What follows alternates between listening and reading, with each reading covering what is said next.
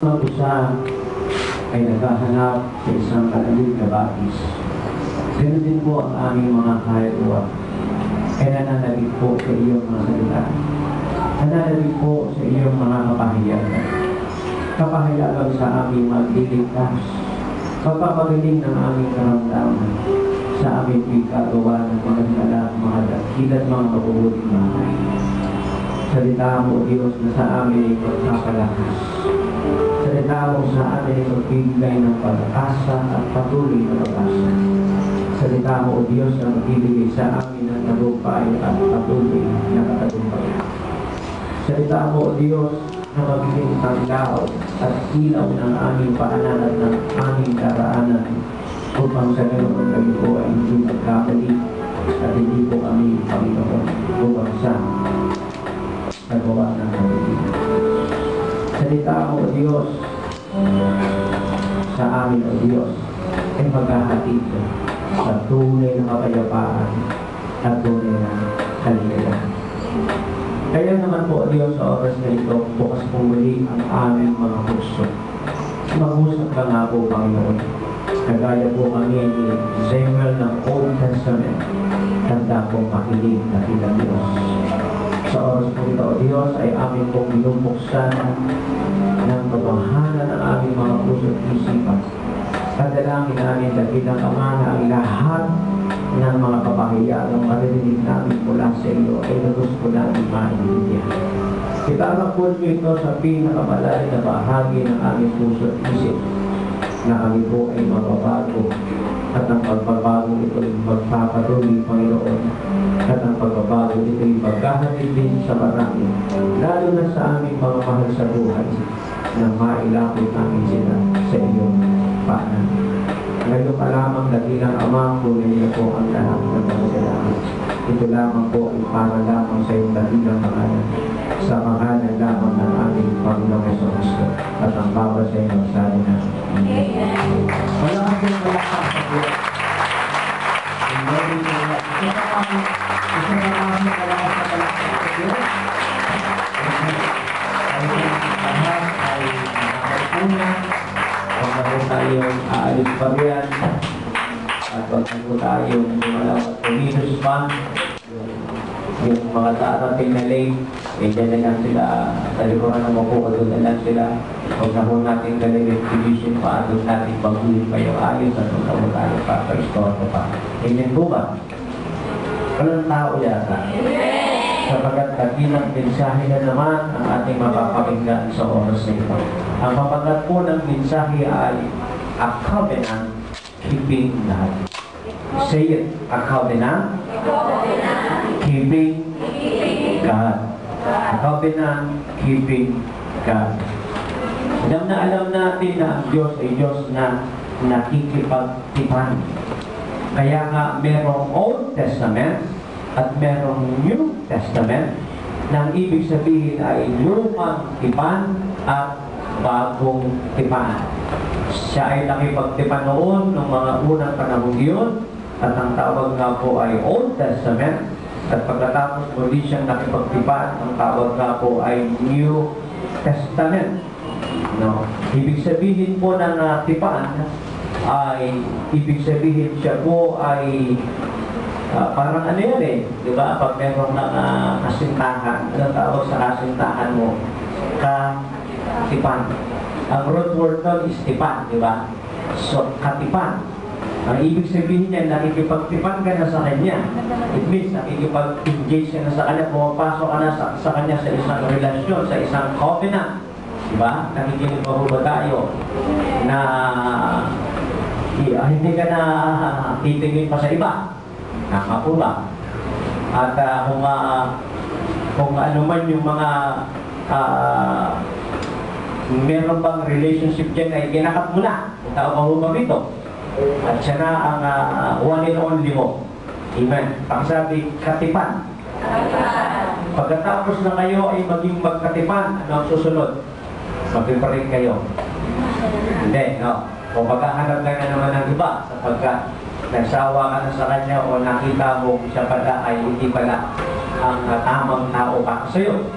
Kung hindi po ganoon, pagkatapos ng pakikipagtipan, susunod ay kasalan. Doon lumiligaya ang lahat. Pero gusto kong may liwanagin sa lahat na ang ating pinag-uusapan ay hindi ho patungkol sa kasalan. Ang ating pinag-uusapan ay ang Diyos ay nakikipagtipan, nakikipag-covenant. Amen. No? At ang Diyos mo ay may pinapagawa, may iniutos sa atin. Tama? At kapag sinunod natin ang pinapagawa at iniutos ni Lord, meron siyang reward sa atin. Tama mo ba ito? Ang ibig sabihin ng tipan or covenant, do this for me, and I will do this for you. Amen. It is a two-way commitment. It is a two-way relationship. May tao pa po ba dito? So, ibig sabihin, kapag ikaw ay merong katipan, di ba? Ay gagawin mo ito para sa Kanya at gagawin niya ito para sa iyo. So, ganun ang Panginoon. No? He is a covenant God. At pinakita niya yan doon sa Old Testament, baging sa New Testament, pinakita niya na ang Diyos ay Diyos na tipan. Do this for me, and I will do this for you. Nakikita natin sa aklat ng Deuteronomy chapter 7 verse 9. Deuteronomy 7 verse 9. Know therefore that the Lord your God is God. He is a faithful God, giving His covenant of love to 1,000 generations of those who love Him and keep His commands. No. Actually, kapag binabanggit ng Biblia yung covenant, yung tipan ng Panginoon, laging binabanggit na covenant of love. Nakikinig pa ba tayo? Covenant of love. At ang sabi dito, dapat mong malaman na ang Panginoon mong Diyos ay Diyos na tapat. Na Kanyang tinutupad ang Kanyang tipan ng pag-ibig hanggang sa isang libong lahi natin. Sa mga taong nagmamahal sa Kanya at tumutupad sa Kanyang mga utos. So, ibig sabihin yung mga taong nagmamahal sa Diyos at tumutupad sa utos ng Panginoon ay meron pong reward ang Lord sa kanila. May tao pa ho ba dito? At naglinis na po ba kayo? So, number one, ang Diyos po ay nakikipagtipan. Amen? Nakikinig pa ba tayo? At ang Diyos po, kapag may hinihiling sa atin at tayo po ay tumugon sa Kanya, in return, the Lord will reward us. May tao pa ba dito? And I tell you, brethren, ang reward sa atin ng Panginoon ay higit pa sa ating ginawa sa Kanya. Amen po ba? Kung binigay natin sa Kanya ay 800, ibibigay niya ay 8 million. May tao pa ba rito? Do you believe that? Amen. Taas nga po yung kamay ng mga naniniwala. Hindi mang hindi nagtaas ang kamay. Anong meron sa kiligili niya pati mga itaas? So, sa matanda po mga minamahal, no, we cannot surpass God. Hindi natin pwedeng lampasan ang ating Panginoon. Mga nasa likuran, makinig kayo, ipagpintuhan. Yung mga nasa likuran nyo na, sa harapan naman kayo. Pero na kayo, puro mga nakaitim kayo, nag-usap pa kayo. Ano nyo kung bakit kayo nakaitim, naglulok sa kayo? Hindi ko na biro. Pinagulong sa inyo yung kamatayan ng kahirapan sa buhay ninyo. Pinagulong sa inyo yung pagkatalo sa buhay ninyo. Pinagulong sa inyo ang anumang kabiguan sa buhay ninyo. Amen. Praise God. Amen. Nakapakan natin sa Lord. Hallelujah. Because for truly, it's great harvest time for us. Amen. Nakapakan natin sa Lord. Hindi alam ng marami, naman yung marami, tulog pa rin. Hanggang natin. Tulog pa rin. Kaya magpo-post sila sa Facebook, ilalay mo, sabihin mo, gising na. Gising na, paro-paro. So, mga minamahal, kapag tayo ay nakipagtipan sa Panginoon, na ibig sabihin gagawin natin ito para sa Diyos dahil hindi ng Lord yan, kalooban ng Panginoon yan, utos ng Diyos yan. In return, meron din gagawin sa atin ng Panginoon even greater, mas greater sa ating ginawa sa ating Panginoon Diyos na buhay. Amen? Lord, palampakan natin ng Diyos. And thirdly, no, maaaring tayo, no, we might fail God, tama? But God will never fail. Maaaring biguin natin ang Diyos, pero hindi tayo bibiguin ng Diyos. May tao pa ho ba dito?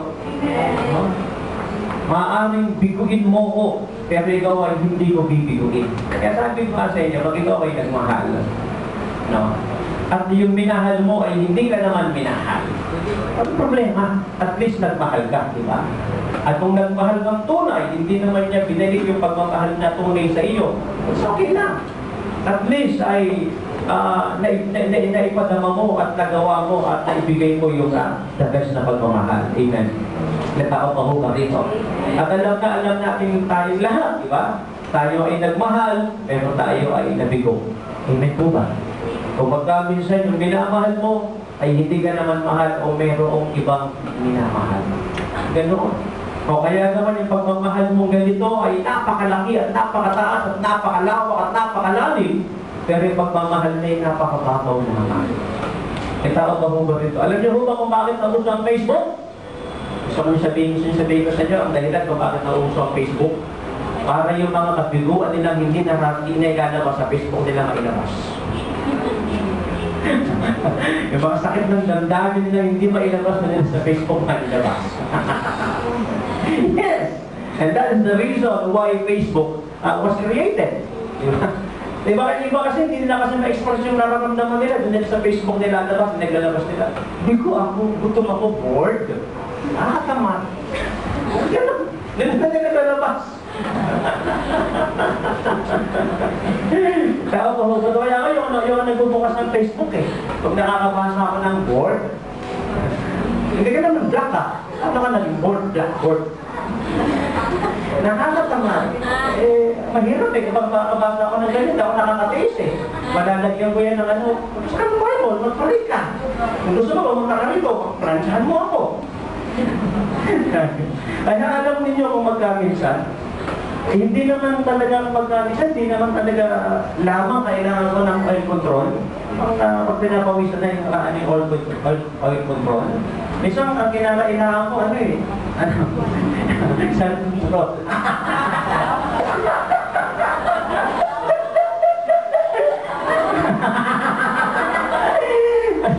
Kasi kung magkaminsan, hindi ako nakaka-base eh.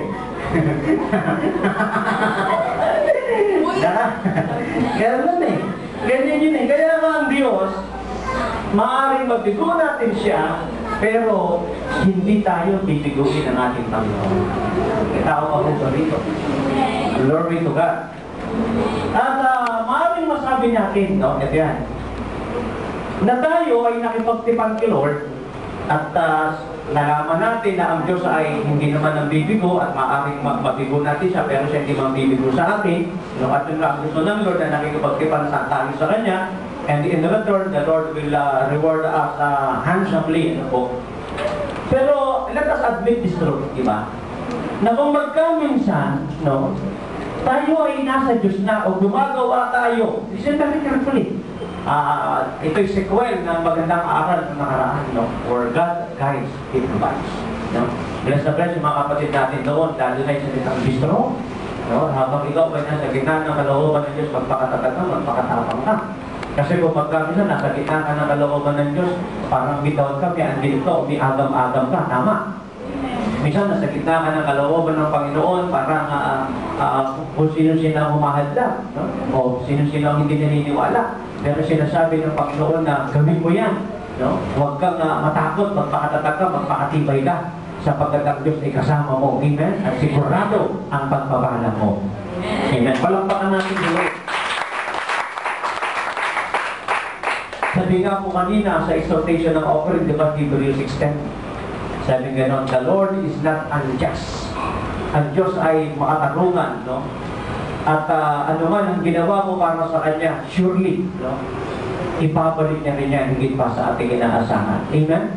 Sabi nga sa Hebrews 6:10, write it down. And Isaiah 49:15 says, you will forget me, but I won't forget you. Amen? Nakikinig pa ba tayo?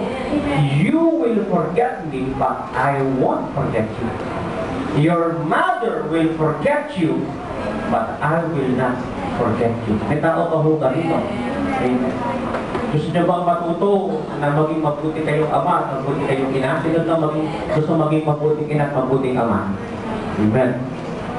Turuan mo ang anak mo na magmahal at maglingkod sa Diyos ng the best. Amen? Hindi nyo. At turuan mo ang anak mo na tumindig sa kanyang sariling mga paa at maging responsable siya. Amen po ba? Huwag mo siya na pinapasan sa balikat mo. Sumatanda ka na, pumuputi na yung buhok mo, nakapasan ka pa rin siya. Gabayan mo lang siya, pero huwag mong pasalin. Amen? May tao kahugan dito. Una, kasi pag pinapasan mo ng pinapasan yung anak mo, pati ako mo, may sarili ka rin buhay, hindi ka na nag-i-enjoy eh. May tao kahugan dito. Nakakalimutan mo na yung sarili mo. Hindi ka na nakakapag-makeup, hindi ka na nakakapag-lipstick. Ganyan. No? And secondly, may tawag ka rin sa Panginoon. At yung tawag mo sa Lord, nanineglect mo. Nanineglect mo yung tawag mo sa Panginoon at hindi mo na ibibigay interest mo sa Panginoon because of imbalanced life. May tao kahugan dito. Ngayon, maaaring masabi natin na tayo ay nasa gitna ng kalooban ng Panginoon, pero parang may atake si Satan. Tama? Hindi lang para. Talagang nakikita natin yung atake ni Satan. May tao pa ho ba rito? Buksan po natin mga minamahal sa Isaiah 54 verse 2. Napakaganda nito. Alam niyo kung paano kayo ay excited palagi na makinig at manood sa sa Facebook, sa YouTube, sa ating mga DVD at ating pagdalo rito. Alam ba ninyo, ako ay excited every Sunday na ipangaral ang talagang revelation na galing sa pinakapuso ng ating Panginoon. Isang pastor ang aking nakausap, isang part-timer na pastor, mataas ang pinag-aralan, English speaking, a good English speaker, at masabi natin matalino patungkol sa pag-aaral sa Biblia. May tao pa ho ba rito? Pero hindi matalino sa Diyos. Yung mga sinasabi niya mga bersikulo, yung mga paniniwala niya ay napakalayo sa katotohanan. At bibigyan ko kayo na isang mali niya. Ito ang mali niya. Sa buhay na ito, ay hindi huwag mong asahan yung healing ng Diyos. Sa buhay na ito, ay huwag mong asahan yung blessing at promotion ng Panginoon. Itao pa mo ba rito? Lahat yan ay matitikman mo doon lang sa langit. Dito sa mundong ibabaw na ito, hindi mo yan matitikman. Itao pa mo ba rito? Kapag ganyan ang Diyos natin, na sa langit lang tayo patitikimin ng kaligayahan, sa mundong ibabaw na ito, hindi tayo patitikimin ng kaligayahan, walang kwentang Diyos yan. May tao pa mo ba rito? Higit sa lahat, ang tunay na kaligayahan at totong kaligayahan ay mararanasan natin sa kalangitan. Pero habang nasa mundong ibabaw na ito, matitikman din natin ang langit sa lupa. At dahil sa pagmamahal sa atin ng Panginoon, ibababa niya ang langit dito sa lupa para maranasan natin ang kabutihan ng Lord. Kaya alam mo ninyo, nakakaawa. Alam mo ninyo, ito po yung totohanan. Dalilin niyo ang mga hindi pa nananampalataya kay Kristo Jesus.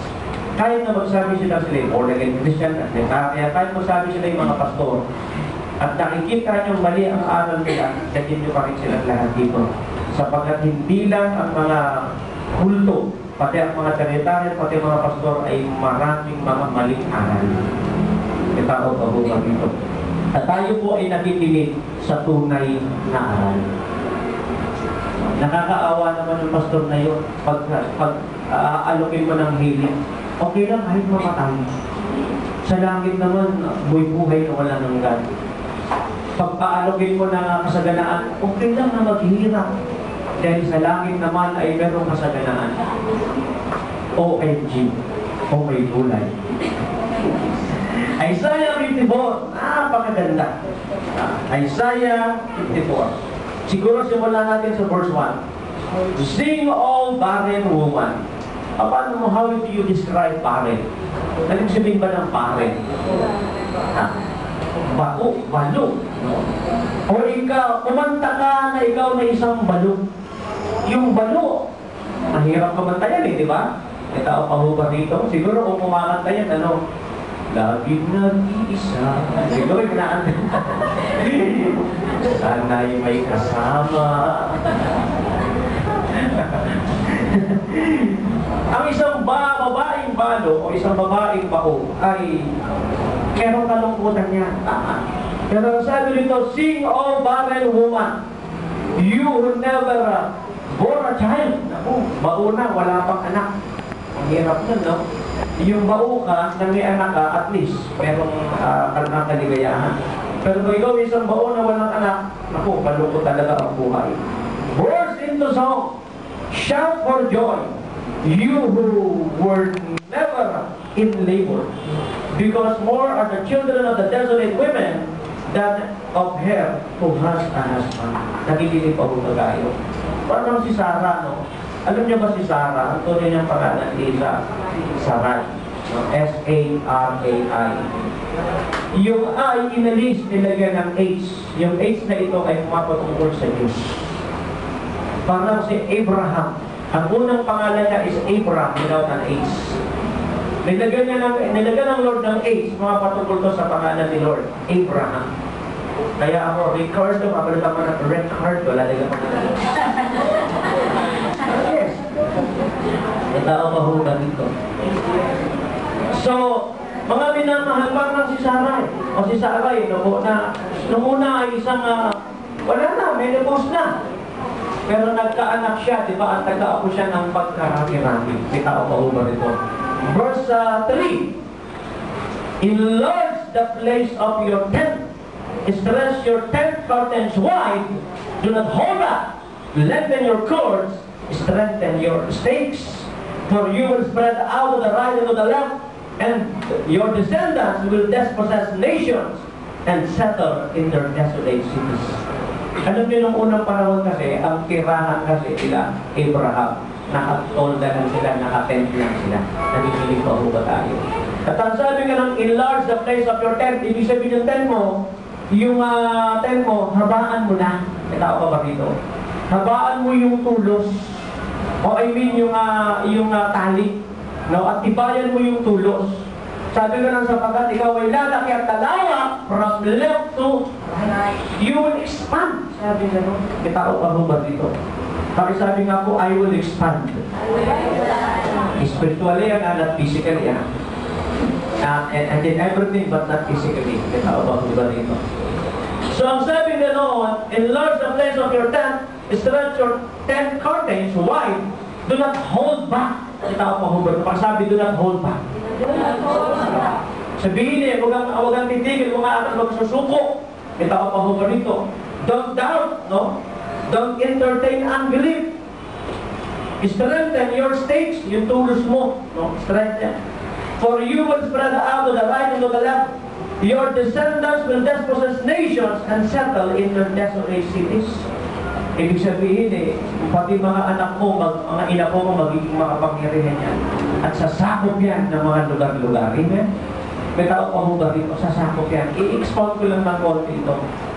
Alam mo yung pagsakop, ano yan di ba parang ano yan promosyon yan pakisabi promosyon. Magpupromote ang inyong lipi, no? Sa pag-aaral, sa trabaho, sa negosyo, sa paglilingkod sa Diyos, sa buhay na ito ay magmapupromote kayo. Amen? May tao pa ba dito? Alam niyo, pag nagbabasa kayo ng Biblia, basahin niyo siya sa panahon ngayon at sa kalagayan natin ngayon at sa kalagayan mo. May tao pa ba dito? Kasi yung tirahan ng unang panahon, tent naman yun Tirahan natin ngayon, hindi naman tent tayo nakatira ngayon, di ba? Mga bungalow, di ba? Mga mansion, di ba? Tama ba? Mga condo, ganyan yung tirahan natin. Di ba? Hindi naman tayo mga taga-squatter. Hindi tayo mga taga-squatter, di ba? May tao pa ba? Hindi mga taga-squatter, mahirap yun. Squat yun Squatter, mahirap yun. Kaya tayo pwedeng maging taga-squatter. So, mga minamahal, ang sabi rito, no? Do not be afraid. You will not suffer shame. Do not fear disgrace. You will not be humiliated. May tao pa ba rito? Itong versikulo ito ay nagpapakita sa atin, isang katigay politikin po sa harapan.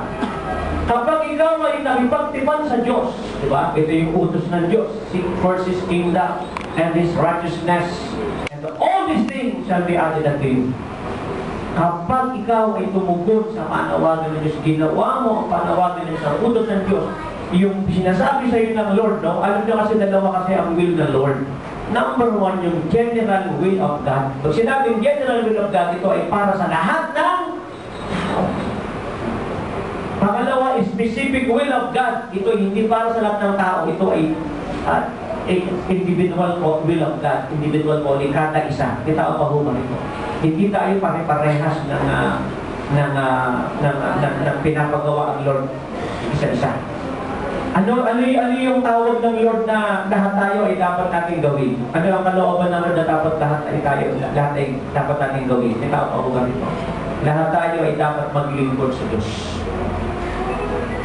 Ngunit ang paglilingkod natin sa Diyos ay hindi pare-parehas. Hindi pantay-pantay. Tama po ba? May nagpapaawit, may tumutugtog, may sumasayaw, may nananalangin, may nag-aayun, etc. etc. At ang sabing ganoon, ito pong versikulong ito ay nagsasabi sa atin, ano sabi rito? Do not be afraid, you will not suffer shame. Do not fear disgrace, you will not be humiliated. Ibig sabihin, totoo, na kapag ikaw ay nakipagtipan sa Panginoon, you might fail God, but God will never ever fail you. Ito ang pahubang ito. Na ang ibig sabihin, sigurado ang panalo mo. Nagiginig pa ba kayo? Pag mo na kayo magkwento sa likuran, sa dating na mga Sunday, maghiwahi-wala kayo. Ito, walang biro ito, ushers. Walang biro ito. Yung mga nasa likuran na ito, sunod dito yung papatay sa harapan sila. Ipalit natin, ha? Para ako magbabantay sa kanila, hindi kayo. Ako magbabantay sa kanila. Hindi, walang biro. Hindi pa, this is not a joke. Paupuin lahat yung mga kabataan yan, mga youth na yan. Dito lahat sa upo. Kung maaari, magtanda kayo ng upuan dito, nakikita nila ako. Wala akong dito biraan. Ito ako pahubang dito. Kasi po, listen very carefully. Maraming tao kasi takot na gawin ang isang bagay para sa Diyos. Amen? Kasi hindi sila naniniwala na ang Diyos ay tutugon na mayroong maganda gagawin sa kanilang Panginoon. Amen? At ang sinatang versikulo hindi nagpapakita sa atin, huwag kang matakot kapag ginawa mo ang para sa Diyos. Sigurado gagawin ng Diyos naman ang para sa iyo. Amen? Walang pangalan ng Panginoon. Hallelujah! Glory to God. Ano sabi rito? You will forget the shame of your youth and remember no more the reproach of your widowhood. For your Maker is your husband, the Lord Almighty is His name. The Holy One of Israel is your Redeemer. He is called the God of all the earth.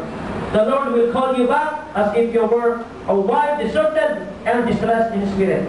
A wife who married young, only to be rejected, says your God. For a brief moment I abandoned you, but with deep compassion I will bring you back. In a surge of anger I hid my face from you for a moment. Ituloy natin. But with everlasting kindness I will have compassion on you, says the Lord your Redeemer. To me this is like the days of Noah, when I swore that the waters of Noah would never again cover the earth. So now I have sworn not to be angry with you, never to rebuke you again. Verse 10, ang ganda ng verse 10. Ang ganda. Pakibilugan ng versikulo, pakikulitan ng magandang panggulit. Though the mountains be shaken and the hills be removed, yet my unfailing love for you will never be shaken, nor my covenant of peace be removed, says the Lord who has compassion on you. Anong ibig sabihin niya? Listen very carefully. Gaano man katibay ang burol, ang bundok sa kanyang kinalalagyan para hindi matibag. Nakikinig po ba tayo? Ngunit iyan ay matitibag pa rin. Amen? Amen. Alam niyo ba ang barkong Titanic? Para sa kanila, isang obra maestra yun. Pero alam mo ba, nung ito'y tumama sa isang bundok na nasa ilalim ng dagat, bumagsa ang Titanic, lumubog ang Titanic. Nakikinig po ba tayo? So maraming inaasahan ng mga tao, listen very carefully, the mountains and the hills, no? Be removed. Diba yung mga mountains, yung mga hills, para ang tingin natin, hindi na sila matitinan. Bitao pa ba ito? Diba naalala natin yung Bangko Pilipino, subok na matiwa, subok na matatao. Pero ilang beses yan, nagbabagsak. Diba? Sabihin ng Metrobank, you're in a good hands. Bakit nila nagreklamo? Sabi ng SM, we've carried all for you. Pero, may hinahanap ka, out of stock. Di ba? Kasabihin ng National Bookstore, ako pang bookstore. Tapos may hinahanap ka, sir, out of stock. Ano ang total bookstore kayo? E tao pa ho ba dito? So, ito yung sinasabi ng Biblia. Bakit merong ATM machine? Kasi 24/7 niya para makapag-withdraw ka, para makapag-deposit ka. Tama? 24/7 para makapag-withdraw ka, makapag-deposit ka. Tama? O ma-account mo yung balance mo, makapag-balance inquiry ka. Pero nagpapadali ako, nagpumahog ka, papunta sa ATM machine. Then 24/7 daw ang service nakalagay. ATM machine is unavailable. Offline. You see? Kita ako mo rito. At tuwang-tuwa ka, mag-withdraw ka. Pag-withdraw mo, nakapag-withdraw ka naman, walang lumabas na pera. Na-debit ka. Tumawag ka sa bangko mo, magaya ng ginawa ko. Sasabihin pa sa akin ng bangko, balikan po ninyo yung kung saan kayo nag-withdraw. Eh, sino nga ako kasapin ko ron? ATM machine yun. Kaya nga ako sa iyo tumatawag, nakikipag-usap kayo sa iyo kasi ito nga yung bangko mo. Sabi ko, katao pa mo ba rito?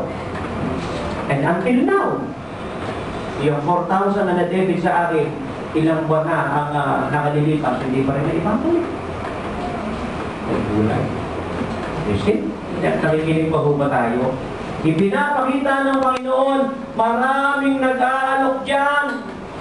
Maraming nag-aalok dyan. Na kapag daw ikaw ay umasa sa Kanya, sa kanila, hindi ka raw mabibigo. Pero isang araw magugulat ka, mabibigo ka sa Kanya, mabibigo ka sa kanila. Pero sa akin, sabi ng Panginoon, hindi ka mabibigo. Amen. Kaya anong panawagan sa atin ng Panginoon?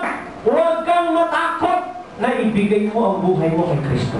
Huwag kang matakot na isukong mo ang buhay mo kay Kristo. Taglingkuran mo si Kristo. Ibigay mo ang buhay mo sa Kanya. Ang talento mo ipagamit mo sa Kanya. Huwag kang matakot.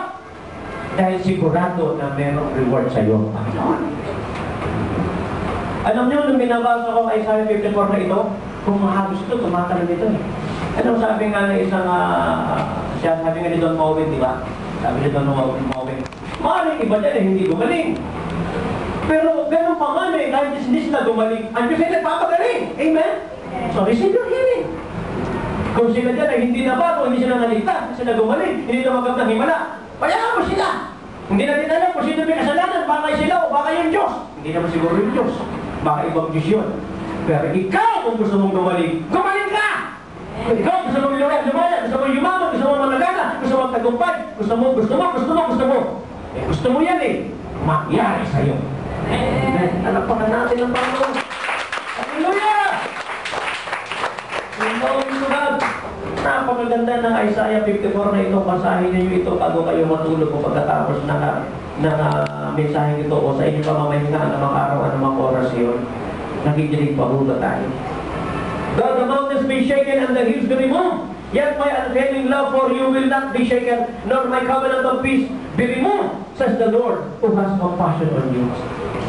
Totoo ba, pag tinanggap ko si Kristo bilang Lord and Savior ng buhay ko, sinubo dito ang kasalanan, at nagbagong buhay ako, nagbalik daw ako sa Kanya, totoo ba pag namatay ako, papasa ako ng langit?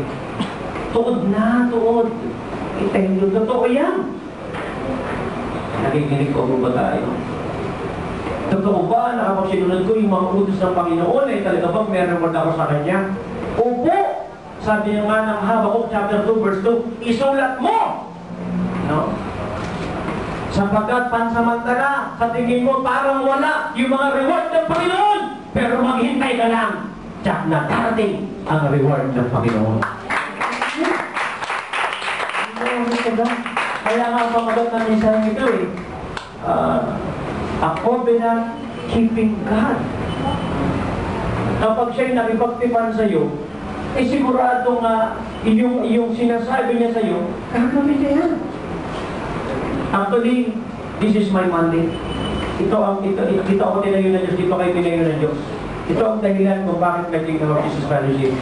Hindi ko pwedeng malimutan ang sinabi sa akin ng Panginoon. Anak, ipaalam mo sa kanila na papatang Diyos. Dahil maraming tao ayaw magbalik loob kay Kristo sa paniniwala, walang langit at walang biyaya ang Panginoon. Ang maraming tao ay napipigilan ng maglingkod sa Diyos o papetik-petik lang ang paglilingkod sa Diyos. May tao pa hubad ka, alam mo katabi mo, huwag matutulog. Mahina ang aircon, pagpalakas ka sa kaka matulog. So, mga minamahal, ang marami, okay, sige. Ako rin naman na maglilingkod sa Diyos, pero pwede ba papetik-petik lang? Yung iba nga, meron tinatawag na reservation. Ano yung sabihin ng reservation? Gagawin ko ito para sa Panginoon, pero hindi lahat. Eh kung hindi ako mag-prosper dyan, hindi meron pa akong babalikan. May tao pa hubang rito. Mali po yan. Na ako po ay nagbigay ng buhay sa Panginoon. Wala na pong reservation. Tinakto na pong lahat yan. Tinaanod ko na lahat yan. Wala na akong babalikan. At wala na akong planong bumalik pa. May tao pa hubang rito. At sabi ko, kung dito na ako mamamatay, so bigit. Pero hindi ako namatay. Pumogi pa. Tunay. Amen. Praise God. Palakpakan natin ang Panginoon. Kaya sinasabi ng Panginoon, huwag kang matakot. Ano ba yung pinapabigay sa iyo ng Diyos? Ano ba yung pinapagawa sa iyo ng Panginoon? Magkano ba yung pinapapirma sa iyo ng Panginoon niya sa church? Rental natin para sa pagbabayad natin monthly. Magkano ba yan? Isulat mo. Pag masabihin, hindi mo maibibigay, hindi mo magagawa yan. O maaaring masabi mo, ngayong buwan na ito, maibigay ko ito, baka next month, hindi ko na ito maibigay. Mali! Ang sabihin mo, lalaki ang ibibigay mo next month. Kaya ako pa rito. Sabi ko sa isang kapatid na ano ko sa Facebook, iba pang galing ng ibang bansa eh. Eh baka masalubungan ako ng kung ano, baka bilan ako ng iPhone, first BlackBerry, bilan ako ng kung ano ibig sabihin, bilan ako ng kotse. Sabi ko, perahin mo na lang. Kasi bala kong ilagay sa first rental yung pera ibibigay sa akin. May tao pa ba rito? Amen po ba? Kaya dapatin mo katabi mo ikaw, ilan ang ibibigay mo monthly para sa church rental natin? Hindi ka dapatin mo. And it is more blessed to give than to receive. Sabi nga na isang babae ngayon, isang sister natin, ako magbibigay ako. Iba naman yung sa asawa ko, iba naman yung sa akin. Tama! Tama! Sige, asawa ko, magbigay ka, magbigay ka. Ikaw, magbibigay ka ba? Hindi, nagbigay ka na eh. Mali. May tao pa ba rito? Mas marami tayong binibigay, mas marami ka kang makikitang tagumpay sa ating ministeryo. Mas marami ka makikita. At mas marami kang binibigay, mas marami ang pagpapala. Amen? Hallelujah! Sabi mo, hallelujah!